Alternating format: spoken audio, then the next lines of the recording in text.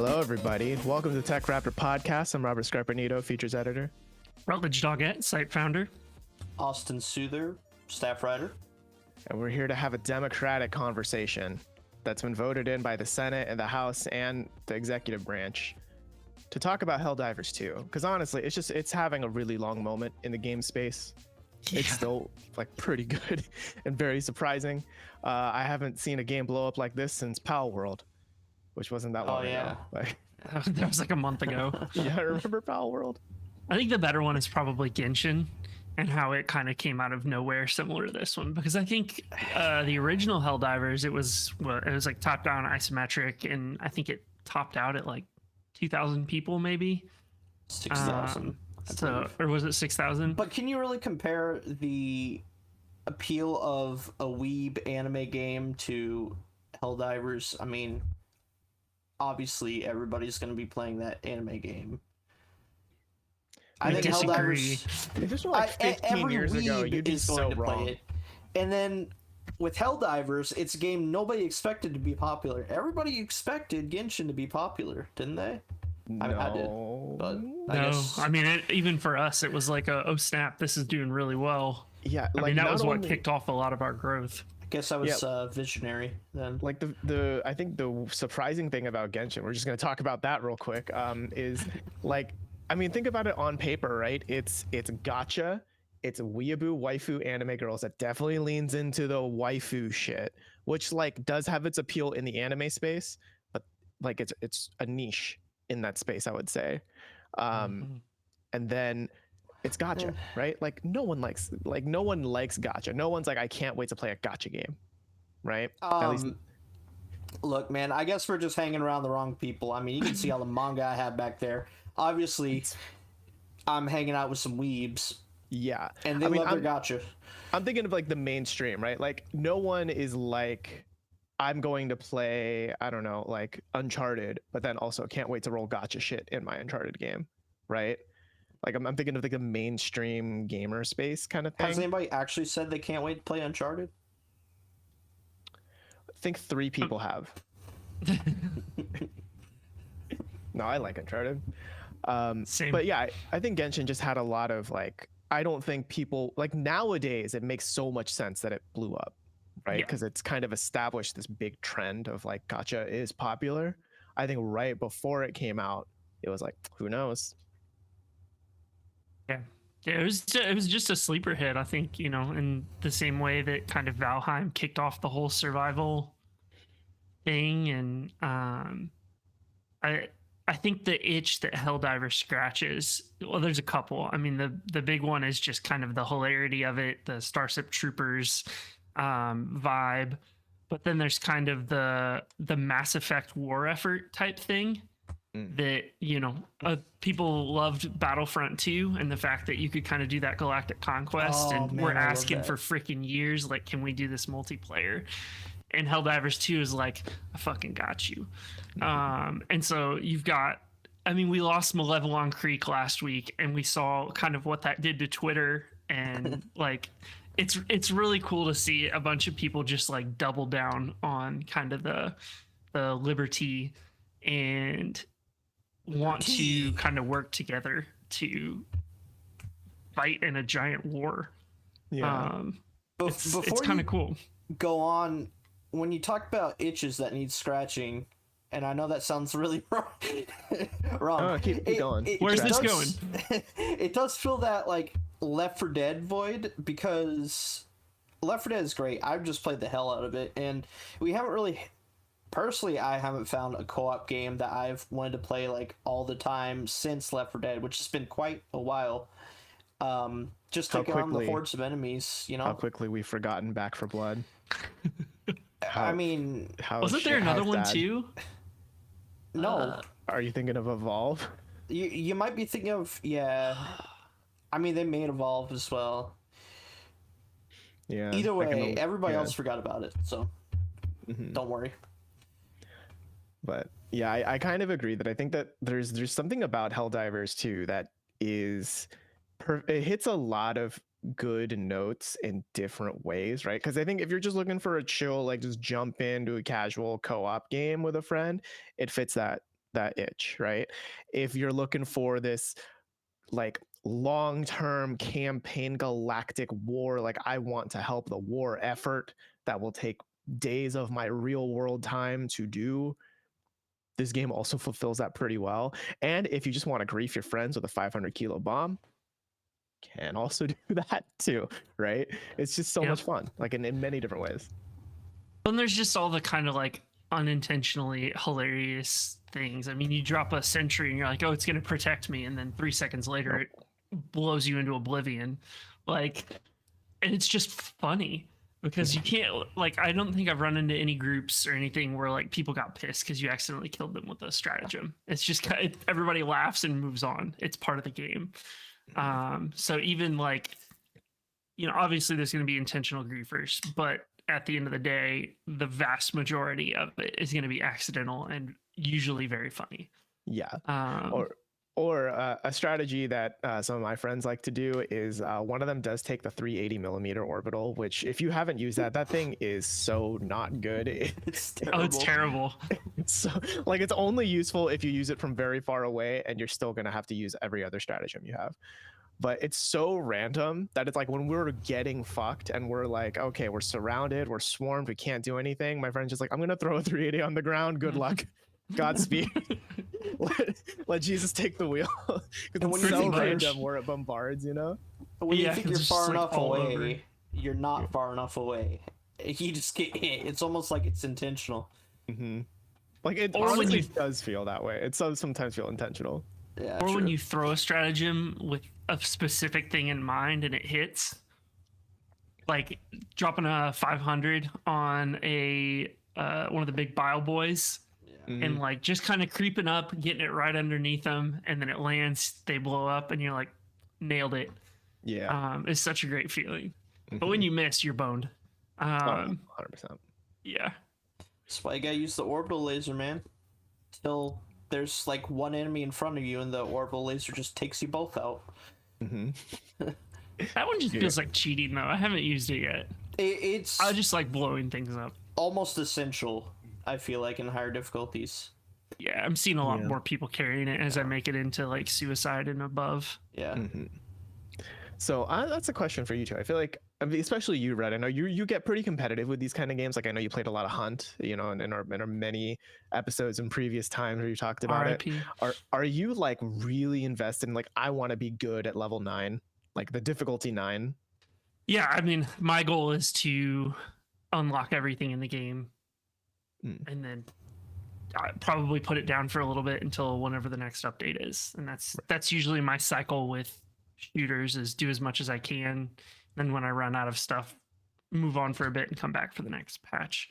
You're one of those people. Yeah, but it's also just like super fun to just randomly jump into a mission, complete it, and then go do something else. It's very kind of bite size. It's not like playing a full competitive round of Counter-Strike or Valorant, where I'm essentially dedicating at minimum 60 minutes. I mean, it depends. Like, are you doing a campaign? Because then you have to dedicate like a couple hours maybe in Helldivers. Not if you're the leader, True. because you can just kick it off, do that first one, dip out, and then come back later and do the second one and the third one. Oh, that's true. You can like pause it, kind of. Mm-hmm. Yeah. And I think that's kind of the one benefit, is it's not like you have to do all 3, 4 in a row. You just kind of can do it at your pace, especially if you're playing with friends. Like, hey, let's do these first 2 and then call it a day, and we'll pick it up tomorrow. You're able to be a little bit more bite-sized. If you abandon your campaign, I'm looking at you. You directly lead to the fall of Super Earth. Oh, Do not yeah. abandon campaigns. Is Malevelon Creek my fault? Yeah, pretty much. I mean, we have to blame somebody, and you're an easy fall guy. Yeah. I do think it's interesting, right? That's one of those, like, I think that's a clash of the different ways people want to enjoy this game, because some people just want the bite-sized things no matter what. Yeah. So they leave the campaigns when they're done. But that directly negatively impacts the war effort, right? So the people who are very invested in the big war game are pretty pissed about that. If you kick people for not carrying the meta, you are what's wrong. You are a fascist. Because it is really frustrating. I did actually have a match the other day. We were on Suicide. We were doing, I want to say it was a ICBM. We got like, we're heading back to the extract, and then I got kicked. And we had like a ton of samples. We had done every single thing on the map, and I was like, are you fucking kidding me? That's annoying. I also carried that team on my back. So that was like, guys, what the fuck? Yeah, especially like this isn't the kind of game where loot is shared, or well, how to put it? No, it's not like where it is. Well, yeah, I think how to put this. You It's have not to like extract. you have to extract, but also like because you were carrying the samples, it's not like you were the only one who gets those samples, right? Mhm. Like everything is shared, so there's no real reason to kick people unless I don't know they're like intentionally cluster bombing you every time they get a chance to or something, right? Yeah. But I don't Some know. I people just do do it agree. I've only Yes. dealt with that once though, so that was just a really frustrating one because we had like 40 some odd samples, and I was like, "You're kidding me." Yeah. I don't know. I know that I've seen a lot of like memes and chatter about like the meta and how some people are like kicking people for not carrying the meta. I feel like I am not a competitive enough gamer to for me, my goal is not let's get to level 9 and wreck ass. Like that's not my vibe. I'm more just like let's just jump in and have fun. So seeing these people kicking people because you're not carrying the right shotgun is like I feel it's very counterintuitive to what the game is going for. You know? Oh yeah, Yeah. 100%. And I don't even like the shotgun's good. I'll say like it's nice, but I feel like I do way more damage with some of the others, in comparison. But you know that's also kind of my preference at sniping people from a distance. Yeah. Like a coward. Well, I mean, it also like depends what you're fighting, right? Like if you're fighting the robots, right? There's like that one where it's like a super armored except for like its eyeball. Yeah.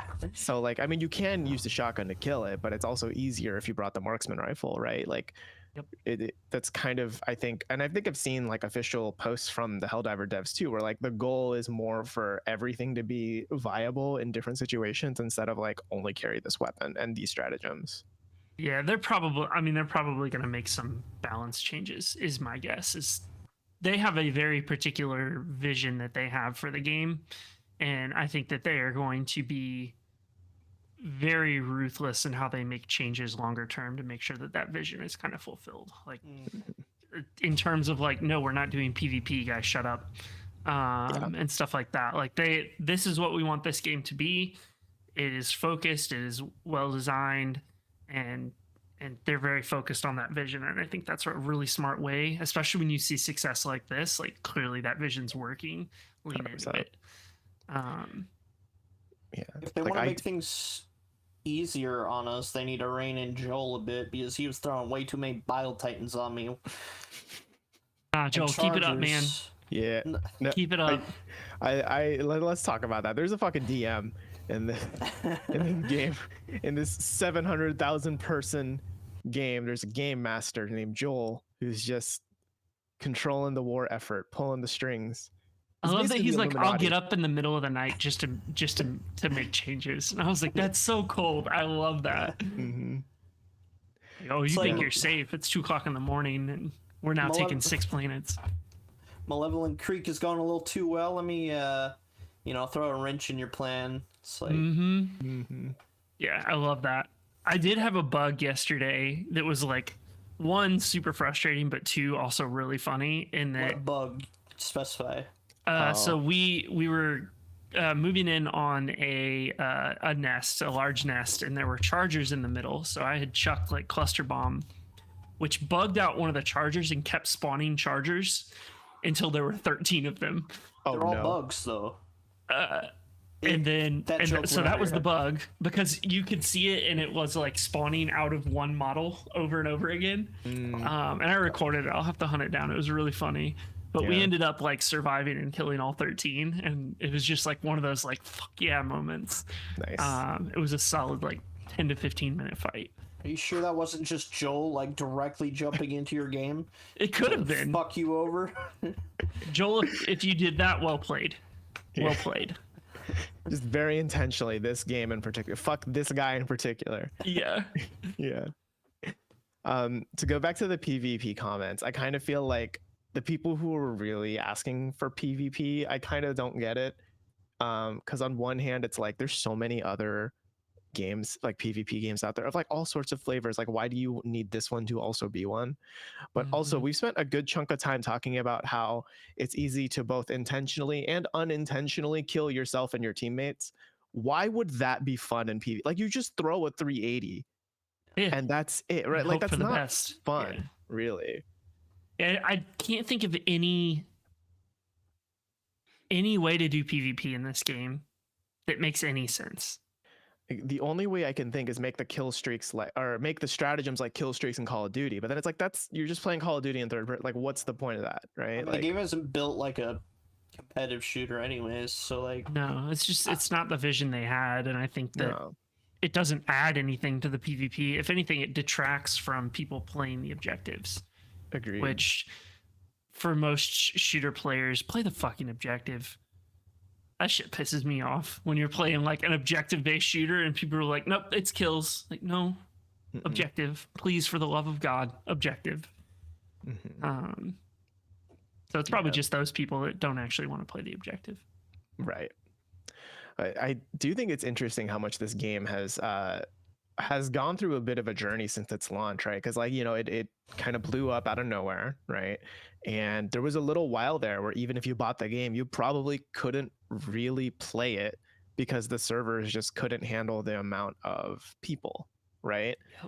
Yep. Like nowadays, like we're recording this on March 2nd, Saturday. I think I haven't had any problem. Like I can just hop on. Get right like, in. Yeah, like I don't have to worry or like plan around like, okay, I need an hour to log in, like that kind of a thing. Yeah, and it was a lottery system too, which was funny. So it wasn't like you get in and you're number 1,000 in line. It's like, no, you get in and next time the timer refreshes if there's a spot you're in. Okay, that actually makes more sense because I don't know. There's at one point in the earlier days when Rob and I were trying to get in, and like we got in after 30 minutes, and then we were waiting for two other friends to jump in, and they just did not get in even after waiting like 3 hours. Yeah, but nowadays it's fine, and I think it's probably for the best. And I think they implemented that like 15-minute AFK like boot timer thing. Yep. Which helps with like, because I think there were some PlayStation players where when they put it to sleep but they're still on their ship, that still counts as like a person in the server. Interesting. That I didn't know. Yeah, that's what I heard from a friend. So I was like, okay, that seems like, that just seems unintentionally, like it's not even that person being shitty and like I'm gonna keep a space in the server. Like that's just someone who went to bed for the night or something, right? Yeah, but we're in a good spot now, I think, with Helldivers servers. Easy to get in. Servers are stable. I think the current max is 750,000. There's currently almost 400,000 playing on Steam right now. Sheesh. Yeah. So when you consider PlayStation players, it's probably like 600,000, maybe more on right now. I mean, it's still popping off. Yeah. I mean, it's huge. Like, and it's been funny too to watch early on, like the TikTok campaigns to like get it on Xbox because we need more soldiers. Yeah. And I thought that like seeing that level of non-console exclusivity, specifically dedicated to democracy, was very important. Yeah, I do find it funny that there's like a lot of influences you can kind of feel in this game. Like there's definitely some Warhammer influence, like in the designs, right? There's definitely some like Gundam influence. There's like that one armor in the battle pass that's like, that just looks like Gundam. But also there is like, I feel some Halo in here. I know I'm in a room with two Halo nerds, so you can speak more on it than me, but I feel Halo in this, and it's not on the Halo machine. It's ODST-ish, I think, in terms of like, you go from most of the Halo games with Master Chief where you're just kind of OP, and then you play ODST and you're just like a regular grunt. I think that maybe Firefight ODST firefight is probably the best kind of comparison you can make. I think it's more inspired by like the themes of Halo than like the actual gameplay, because like ODSTs are literally called hell jumpers, and these are Helldivers. They drop from pods. They kind of look similar. I mean, even the ships kind of look like, you know, UNSC frigates from Halo, but I mean, obviously it's a very inspired game. There's a lot of different influences beyond Halo. Starship Troopers, obviously. Yeah. Yeah, I Terminator, mean, that's the easiest I'm one. sure, like with the automatons. Mm-hmm. So yeah. Yeah, the Starship Troopers, it's like that's obviously the biggest, I think, influence on us, or the biggest like comparison you can make. I just love the tone of this game, like from every little bit. It's so good and so tongue in cheek and so funny. How it's flipping democracy into fascism. Yep. It's so good. And the It's vast so majority of players buy into that like goofiness. Like you go on the subreddit and people are like, "That's not democratic of you," or like, you know, if somebody's like revealing, like, there's little bits of lore that kind of show that maybe Super Earth isn't as like great and righteous as we think, and people are like, "All right, we're reporting this to your freedom officer." So I'm probably reported now, and I'm gonna be taken away, and you'll never see me again for saying that. Good. Yeah, I mean, to get deeper into the lore, I mean, isn't there like a conspiracy? Like, don't tell the other Helldivers this. Isn't there a conspiracy that like the people of Super Earth are the ones releasing the Terminids onto the planet? Like the government is to create war, of perpetual war. I don't in the condone galaxy? this conspiracy theory, but I think you might be onto something. I think I remember seeing something about that around, because like those illegal broadcasts you're terminating, like I think some of them say stuff about like Super Earth is responsible or something along those lines. I think. Mm-hmm. I mean, Yeah. how are Terminids jumping from planet to planet? That's Exactly. a little fishy, right? Man, I'm totally on a list now. Shit. But yeah, like I there's a lot of just like cool bits of lore that they're dropping into the game, even though it's not like a story centric game. I think a lot of the stories just come from the actual gameplay itself, like Malevolent Creek. Well, Yeah. when we get a new major order or complete a major order too, there's like a blurb that comes up that you have to accept on the world map. That's like, you know, such and such is going on. We need to do this specific action to fuel the war effort.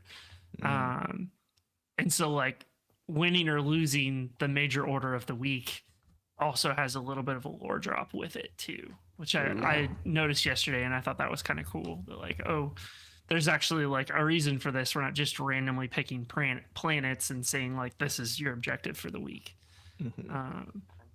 Yeah, I So- noticed like a post on the subreddit. I think this was during the automaton like defense missions. The automatons are taking planets not towards Super Earth, but like northward, where their creators are. So they're like trying to. I guess their purpose is to like They're reunite with hinting their at the next creators. faction.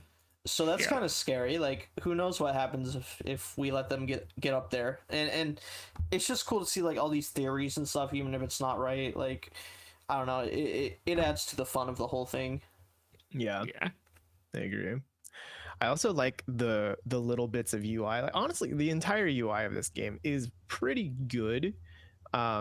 Like how all the like stratagems are in one place in your ship, your armory's in another. Like it's nice to be able to walk to those things. But then even like the loading screen isn't just a loading screen.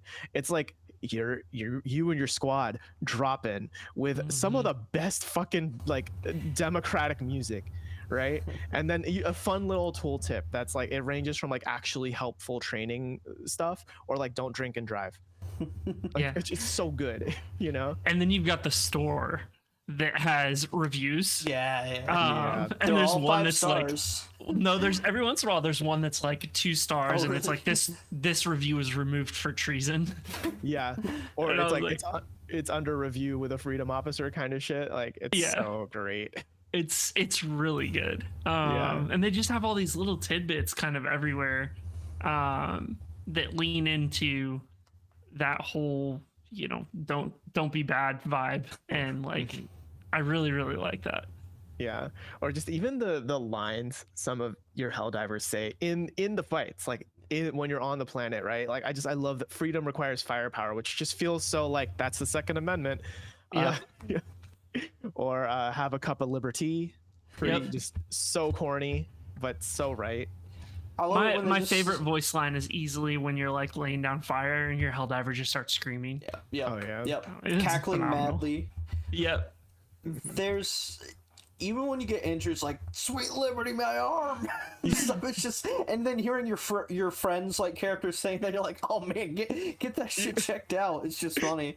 Honestly, yeah, I think my favorites are the ones in pain, which is maybe, I don't know what that says about me, but just the one like, oh my leg, like it's just so fucking funny the way they deliver it.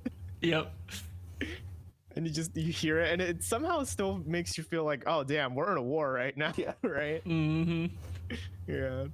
Yeah, and I mean the tone of the whole thing is phenomenal. Like I bumped into a TikTok video a couple days ago that was just a filmmaker watching the kind of the intro video and just kind of not really critiquing, but just kind of being like this, like throughout the tone is perfect.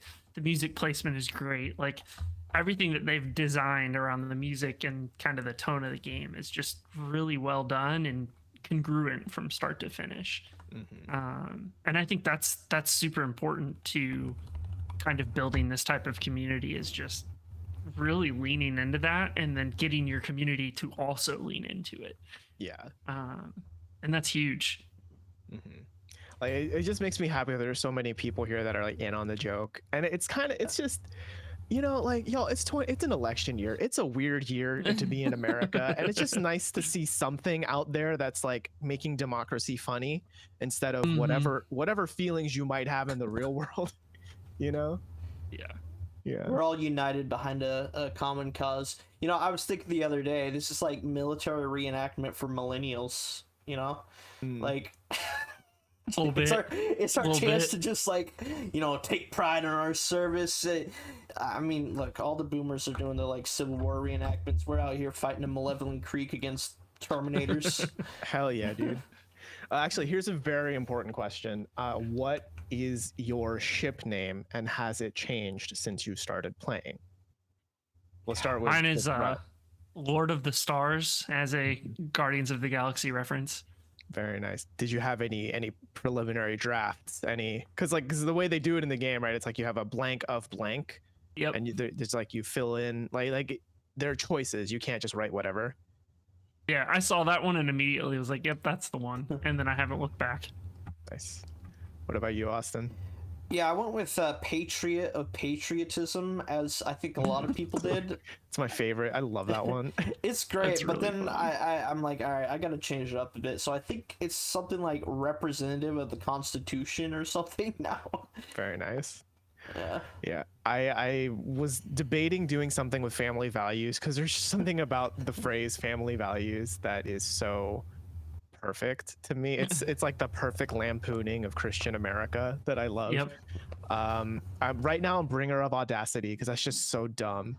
I thought about doing like fist of the Constitution, which feels so perfect. But bringer of audacity, I feel like it feels right to me for right now. Pretty good. I love how there's like options for like elected representative and like senator, and I don't know, just you can't go wrong with any of them that you make. Yeah. There's even like ombudsman and things like that. There's just some really like fucking super governmental names in there, but it's great. How about we build a little campfire and tell some stories of some of the weird shit you've done in Helldivers? Rut, do you have any like weird, wacky stories? The one, I think one of the early ones for me was we were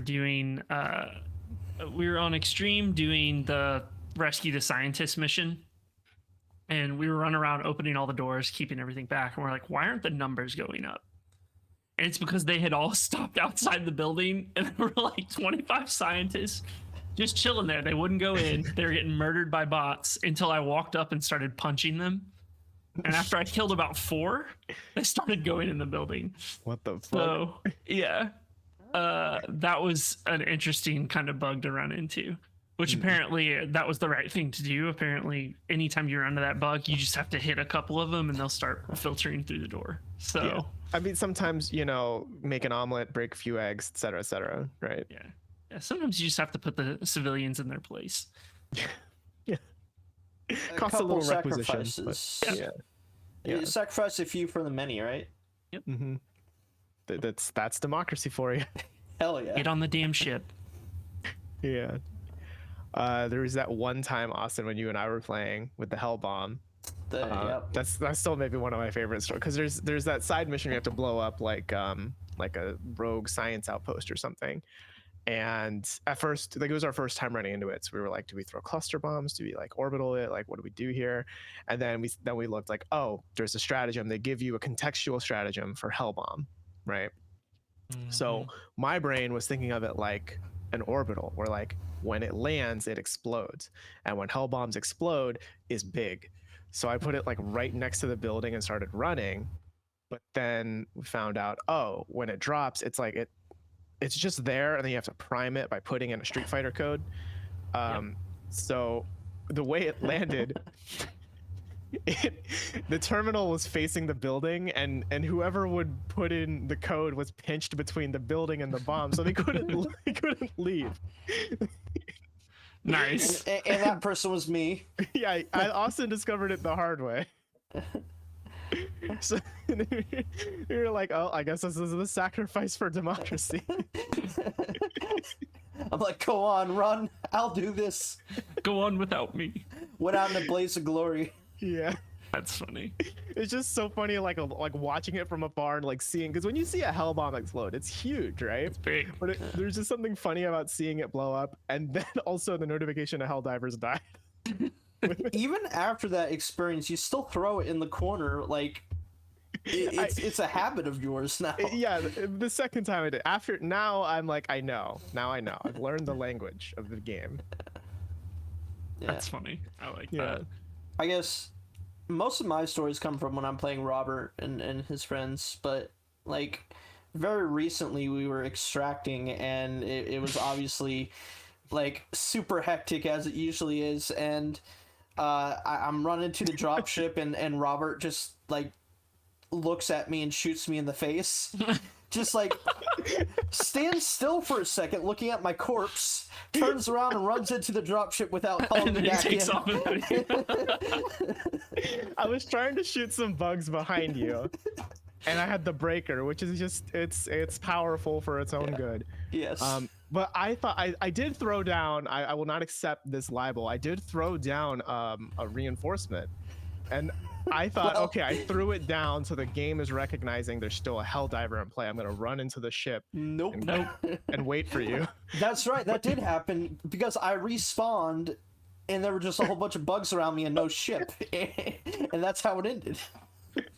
Yeah. So now I know too. You need to land. Like the reinforcements need to land before you get in. Before you go in. Yep. Yeah. So much for No Man Left Behind, right? Yeah, I learned that lesson pretty early on too. Yeah. I also learned not to trust Rut with a grenade launcher, because he will absolutely kill you with it. That's Multiple true. times. In my defense, I shot, it bounced off armor and came right back at us. Actually, that is hilarious when that happens. Yeah. And then I got domed by RNA because I ran in front of him while he was sniping. Yeah. So, Well, you did it twice. The first time you were good, and then the next time you were not. yeah, well, join the group. You It's gotta a lottery push up. system. Yeah. Oh man, and there's just so many times like the 380 has just fucked everything. Like, Yep. even if you think you're far enough away, it lands directly on you. Like, it's the worst. It's the fucking worst. Orbital. Cluster bomb 2. Yeah, I do. It's like kind of hard to gauge like how it's gonna cut across. Is it going horizontally or vertically? I think about that every time. I'm like, all right, God will decide. I mean, I feel the same with the napalm. Do either of you use that? Yeah, sometimes. Not much. I used it a little bit last night on a bug campaign, but beyond that, I pretty much stick to like cluster bomb and mostly the eagle stratagems. Yeah. Same. I like the Eagle stratagems a lot. Like the 500 kilo and cluster bombs are like almost must-haves for me. But the napalm, especially above like hard. Oh yeah, napalm I haven't used. I haven't unlocked it, but I never know how it's gonna work. Like when you throw it and then what direct, because it does do a line, it creates a line of fire, right? So yeah. Yeah, but didn't we find out like only you get hurt by the napalm, not your friends? Because I've ran into like people's napalm and it's been fine. Yeah, but you still scream in pain. So I don't know if it's a I don't know if it's, a bug. Yeah, or if it's intentional. It may have been fixed already. Who knows? I haven't tried to run the napalm recently. But the 500 kilo does feel really good, and it makes me want to really rush getting specimens to unlock that eagle stratagem, where it's like you get an extra one thing for each of your eagles, so it just doubles your 500 kilo capabilities, which is nice. Yeah, I think that is I'm working towards, I'm focusing on those and the robot, like the sentry ship upgrades, because those two just feel kind of essential. Like the orbital laser's good, but the rest of them just aren't, in my opinion, as useful as maybe the eagles and the sentries. There's an orbital railgun that's supposed to be pretty good too. Like I was running with some hardcore folks, and they were running with that, and it was just like one hit kill the Bile Titans. Yeah, like I do want to get that one, because I think the hard thing with orbitals is they're really hard to aim more than eagles, and I wonder if, because I saw there's like that one orbital like upgrade you can get, which just lowers the time it takes to shoot it by like 1 or 2 seconds or something. Yep. So I wonder if that would help, because like with the eagles, usually they're like within 3 seconds, you know. I have that one, and I mean it feels very quick, but when it comes to the orbital laser, it just tracks like the highest or most powerful enemy, so you don't really need to aim that as much. Exactly. And same with the railgun, right? The railgun, it kind of automatically I think so goes to the biggest. Yeah. And that's why sometimes with the eagles I also take like it's a 110 millimeter rocket pods, because those do a similar thing. I've been carrying those a lot. Yeah, they track the biggest enemies, so usually is a direct hit on like a charger or a Hulk or whatever like big thing is near you.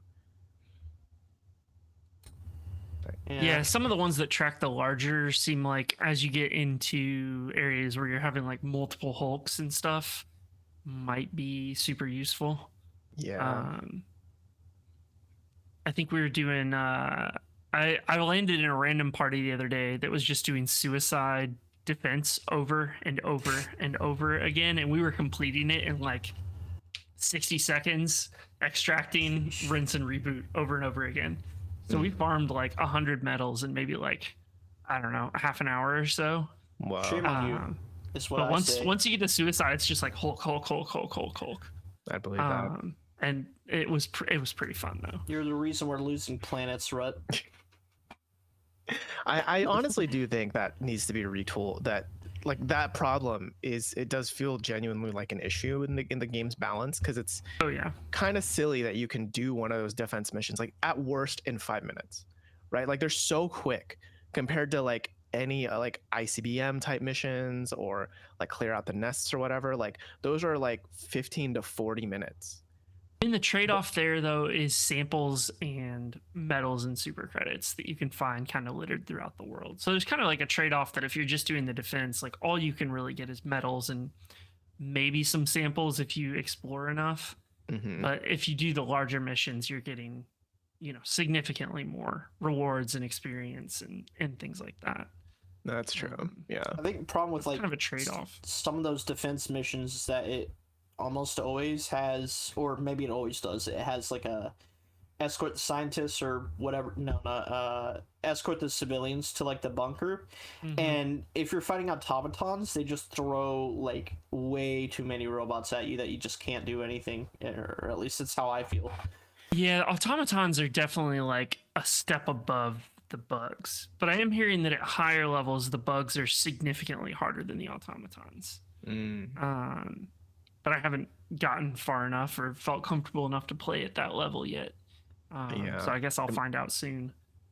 I think they're both hard in different ways, right? Because like with the automatons, they can fuck you up from afar. Like I have been clipped so many times by a rocket Like those rocket mechs are so like fucking precise. Yep.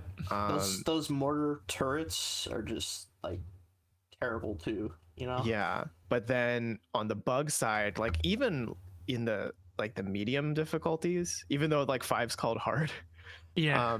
like once you have like 2 or 3 chargers around you, it just gets really difficult to manage that. You know, like you definitely need your distance. What we figured out yesterday was so anti-air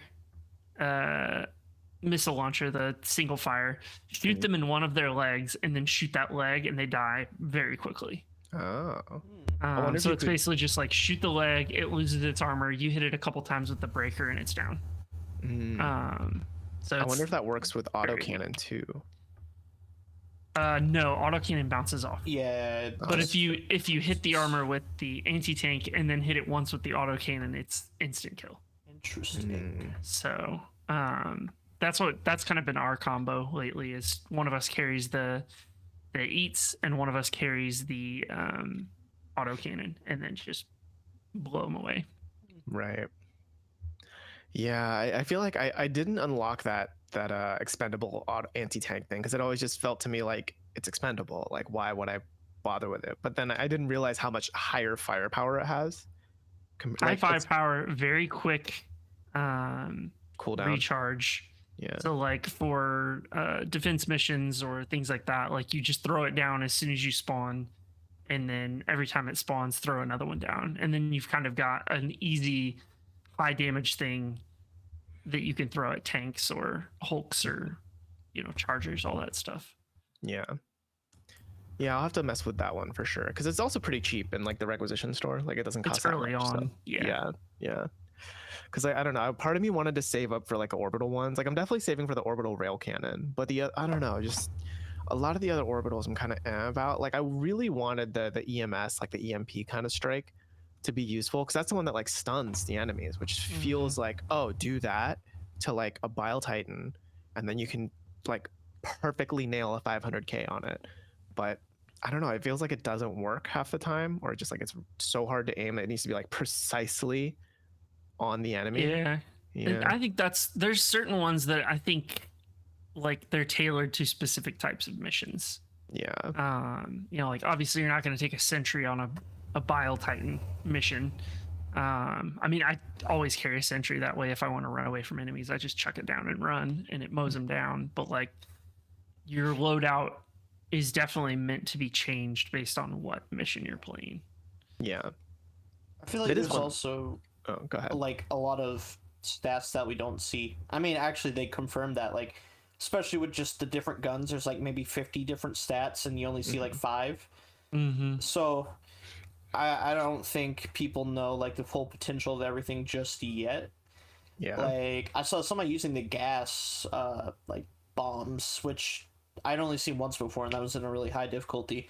And I never really considered using the gas before, but maybe there's something more to it than just because you see big boom and it's like things are gone immediately. It's great. Yep. But very satisfying. It's so satisfying. But yeah, I've heard too that the gas is actually pretty powerful. So I don't know, maybe I should play with that too, because I found people who have a lot of different strategies. Like they're pretty creative with it. And I think like there's one with the defense, or not the defense, the civilian rescue one, right? Where like I've seen a strategy people do at higher levels is everyone drops far away from the spot where you're supposed to like save people, and they create a bunch of firepower and shit there to attract most of the enemies to them. And then another person, they run with like scout armor, light armor. You run in with smoke grenades so they don't see you helping the civilians. Interesting. Yeah. And like that's pretty smart. I wouldn't have thought of that, And the fact that it works from what you say is really cool. Like there seems to be so much versatility in this game and how you play it. A lot more creativity than like what you would expect. Like that's kind of why I don't want them to release all those like the 50 number values for every weapon and stuff, because I think people it's just nice to max it. Yeah, because it's nice to know some of the things but not all of the things. I think there's some fun in the mystery of it and just kind of using what you like to use or what feels good to you You know, I think that's a lot more interesting than I use this gun because it's the best, like objectively. Yeah. Yeah, I think the current stats that they have are vague enough that like I think it's good. It doesn't really matter much, and you kind of learn from using them, like what's good, what's best against what, and that type of stuff.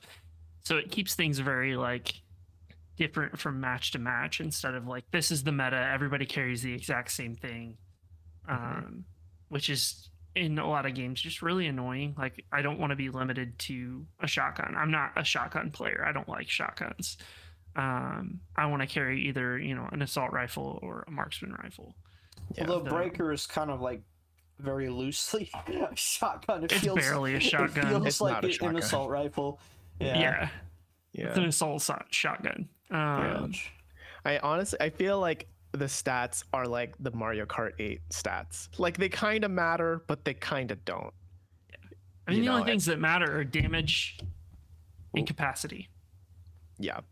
That's it. Yeah. Everything else, like recoil, and then I can't even remember what the force stat is. It matters so little. Yeah, I think I'm totally down for this. Like, use what you like, use what you think is fun. That to me is more interesting. 100%. 100%.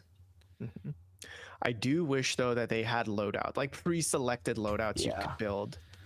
Like you don't have to choose that many things before you drop, so it's not that bad. But it'd still be nice to be like loadout 1 and 2 and 3. It's like this is my preferred assault loadout. This is my preferred defense loadout. Like stuff like that would be super nice. Yeah. But again, you're selecting 4 things, so it's not 5. a huge deal. Yeah. I mean, it depends. Like I'm always for bugs, I usually do like light armor, and for robots, I do heavy because of the rockets, and so having to change between that all the time, I don't know. It's just like it'd be a nice, convenient feature. Yeah, but it's also not like life. It's not a huge deal. Yeah. Yeah, exactly. It's not like, oh, this game's awful because it doesn't have like, no, it's just a nice little thing. Yeah. But Helldivers 2, guys, it's fucking cool. It's a very pleasant surprise this year amid all the JRPGs that are coming out in this first quarter. It's one that I think is going to have really good staying power this year. Like really good staying power. Just because they've already started to talk about the roadmap. They clearly have plans, and it's not because of the war effort. It's not static.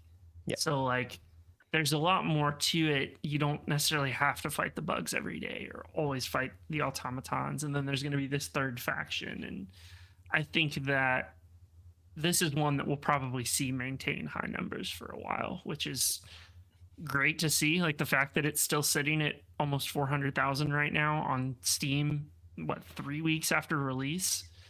That's, as someone who watches releases and watches numbers, like that's really strong from a multiplayer perspective. Oh yeah. And I do like too that it's not to say early access games are bad, but it is nice to see a game that's like this and also not early access. Like it's a full release, and it's like everything they're building on from here is just the live service part of it as intended, instead of like we're gonna add this major functionality to it eventually, right? Like it doesn't feel like it's an incomplete game right now. Agreed. Yeah, like it definitely feels feature complete with more to come. And they're not like shoving microtransactions down your throat either, which helps. Yeah. And I know like nowadays, right, that difference between early access or live service, it's a sliding scale nowadays, right? Like it's kind of similar, but I don't know, there's just something nice about knowing this is a 1.0 and we're looking forward to 1.1s or whatever. Yeah, and they did state that the free battle pass is going to be perpetual. So like I appreciate that as well. It's kind of the Halo wave that they've got the different battle passes that are individual, and you can keep going back to them. But there's really no pay to win. You can earn the premium currency just by dropping into matches and exploring. Like they're very much like, if you want to support the game, cool. But if you don't have the money, you can still grind out or obtain the currency. So, 1,000, I think, right now, and I haven't bought anything off the store, but I'm only halfway through the free battle pass, and I have enough to, if I had purchased the upgrade edition, buy the premium battle pass. Nice. So Yeah. No, overall, it's a very, I mean, it's $40 up front, but after that, it feels pretty consumer friendly. And if it's your vibe, like, I think you're gonna get more than your money's worth out of it. yeah, I think a lot of players are in the boat of like, if I enjoy this game and I play it a lot, I'm willing to pay for the battle pass. Yeah, it's like a And I tip think jar. that is, I think, the best way that games can probably monetize going forward. Agreed. But I think that is a wrap for us for this week's episode. Helldivers 2. I mean, honestly, dead ass, I'm gonna dive in right after we're done here. Like, that's how good it is. You know, we're just itching to play. So we hope you enjoyed listening to this episode of the TechRaptor podcast. If you did, hit subscribe. If you haven't, let us know in the comments below. What's your favorite stratagem and why is it the 500K? We didn't want to know, you know. But also, if you're one of those gas users, do let us know, because I want to know, like, what's the secret behind that as well, right? We publish every week, so you can tune in next week for another episode. Especially if you hit subscribe, it will give you a notification, and et cetera, et cetera. But otherwise, we will see you next week. Bye bye.